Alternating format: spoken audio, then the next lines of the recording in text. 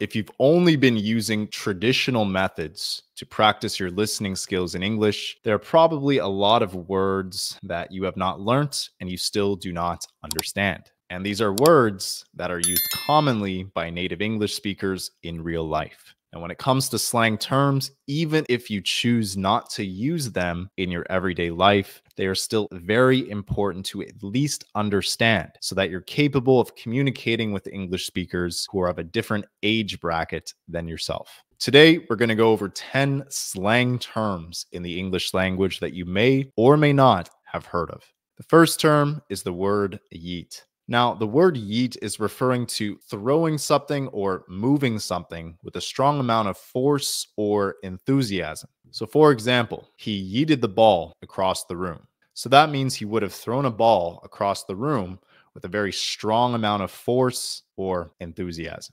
This is also commonly referring to moving your steering wheel in a car very forcefully in one direction.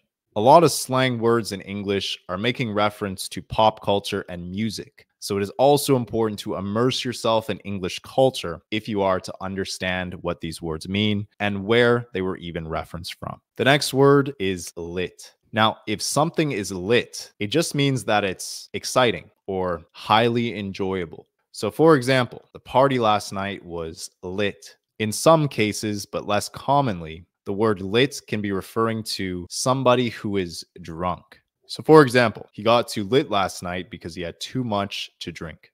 The next term is flex. Now, simply put, to flex just means to show off or boast about something. So for example, he's always flexing his new sneakers. There are also many variations of the word flex. So for example, if someone is showing off in a subtle or indirect way, we would say that they are subtly flexing, or what they did was a subtle flex. The next slang term is the word salty. Now, if somebody is salty, it simply just means that they're bitter or resentful about something. They could also be bitter or resentful about someone who is annoying them. For example, she's salty because she lost the game. The next slang term, and a pretty common one, would be the word GOAT.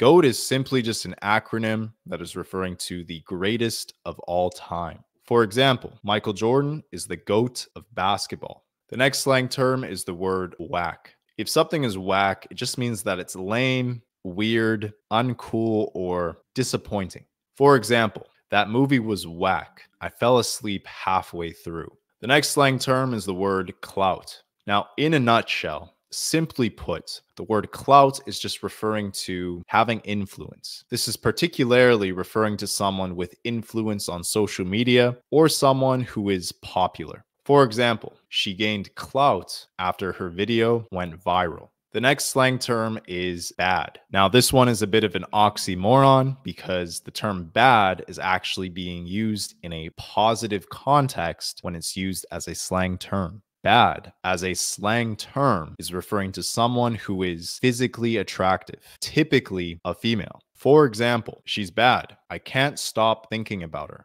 The next slang term is the word savage. If somebody is savage, it means that they're fearless, bold, or ruthless. The word savage can also be used to describe things and not just people. For example, she made a savage comeback during the argument. Another slang term would be the word facts. If somebody says facts, it just means that they are acknowledging a true statement. For example, if you told me that it gets cold during the wintertime in the country of Canada, I would say facts. And there you have it. Those are 10 commonly used slang terms in the English language. If you practice your listening skills on TikTok or Instagram Reels, and if you read a lot of the comments or scroll through a lot of content creators who are below the age of 30 years old, you'll probably hear some of these statements used in their videos and in their content. Do you know any other slang terms like these? If so, leave a comment down below. And if you'd like to test your level of English, I've created an English proficiency quiz just for you. You can access it with the pinned comment below. That's all for today, and I'll see you in the next video.